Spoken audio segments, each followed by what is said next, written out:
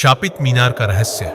रात का गहरा सन्नाटा, महल की दीवारों पर पड़ती चांदनी और हवा के साथ आती हल्की सी सरसराहट। अचानक टन टन टन किसी अदृश्य घंटी की आवाज। राजा विक्रमादित्य नींद से चौंक कर उठे।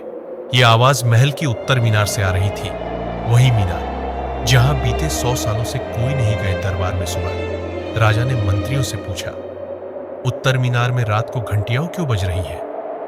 मुख्यमंत्री ने आंखें झुका ली।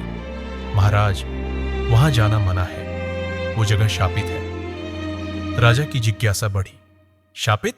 और मैं राजा होकर भी सच न जानूं? बुजुर्ग सेनापति बोले, महाराज, वहां जाने वाला कभी वापस नहीं आया। दरबार के पुरोहित ने धीमी आवाज में कहा, 100 साल पहले इसी मीनार में राजकुमारी अन्या का कमरा था।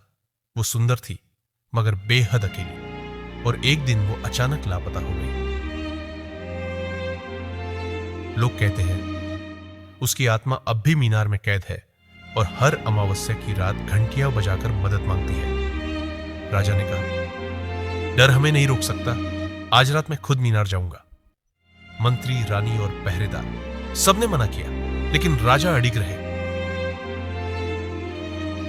अमावस्या की रात, राजा मशाल हाथ में लिए भारी लोहे का दरवाजा खोलते हैं। दरवाजा घर्रघर की आवाज के साथ खुलता है। भीतर की हवा बर्फ सी ठंडी और दीवारों पर अजीब सी नमी। सीढ़ियों पर कदम रखते ही टन टन टन घंटियां फिर बजने लगी। जैसे जैसे राजा ऊपर बढ़ते हैं, मशाल की लौ कांपने लगती है। एक जगह दीवार पर किसी ने खून से लिखा था, वापस जाओ। राजा का दिल जोर से धड़कने लगा, मगर वो रुके नहीं। सबसे ऊपर पहुंचकर राजा ने लकड़ी का भारी दरवाजा खोला।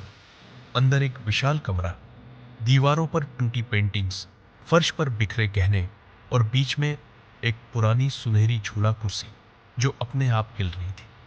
कोई दिखाई नहीं दे रहा था, लेकिन हवा में हल्की सी इत्र की खुशबू थी। अचानक ठंडी हवा का झोंका आया, मशाल बुझ गई। अंधेरे में एक धीमी स्त्री आवाज, आप मेरी मदद करेंगे?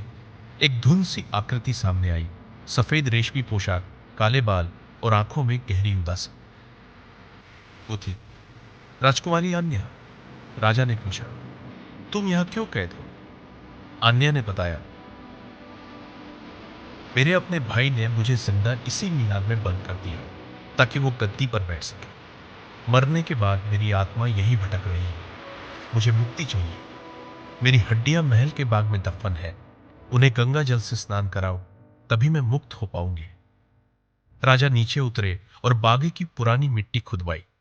वहां सचमुच एक कंकाल मिला, जिसमें राजकुमारी के आभूषण अब भी जड़े थे।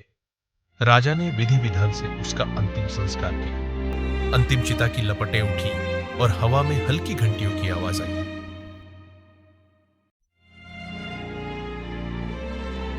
धन्यवाद महाराज। आकाश में सफेद रोशनी का एक गोला उठा और गायब हो गया।